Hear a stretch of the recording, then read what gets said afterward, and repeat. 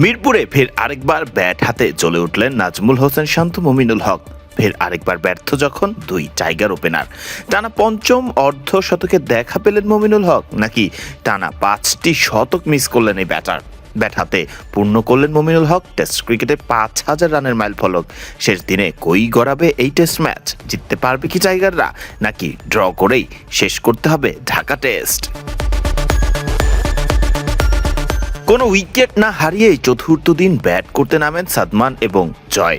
দলীয় 15 রানে জয় এবং 23 রানে ফিরেন সাদমান। এরপর যেন প্রথম ইনিংসের অ্যাকশন রিপ্লেটাই দেখাতে শুরু করেন নাজমুল হোসেন শান্ত এবং মুমিনুল হক। আরও একবার দুই ব্যাটার মিলে বাঁধলেন জুটি। এরপর হানা দিল মিরপুরে অঝোর বৃষ্টি। মিরপুরের উন্নত মানের ড্রেনেজ সিস্টেমের ফলে শেষ বিকেলে আবার শুরু হলো খেলা। মুমিনুল দেখা পেলেন নিজের টানা পঞ্চম 50-র। শুধু এই নয়, মুমিনুল হক ছুঁয়ে ফেললেন 50-র পাশাপাশি টেস্ট ক্রিকেটে নিজের 5,000 রানের মাইল ফলকটিও। মুশফিক তামিমের পর এই কীর্তি তৃতীয় ব্যাটার হিসেবে টেস্টে করলেন মুমিনুল হক।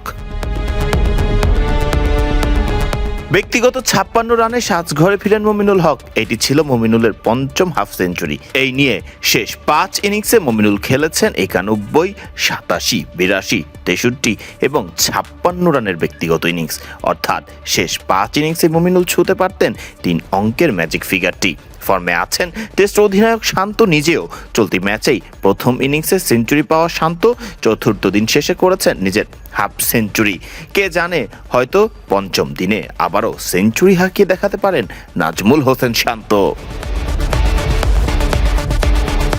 দিনের খেলা শেষে ব্যাটিং কোচ মোহাম্মদ আশরাফুল জানান, বাংলাদেশ আরও 23 ওভার ব্যাট করে 300 রানের কাছাকাছি লক্ষ্য ছুড়ে দিতে চায় পাকিস্তানকে। তিনি বলেন, উইকেটে এখনও একটু হেল্প আছে।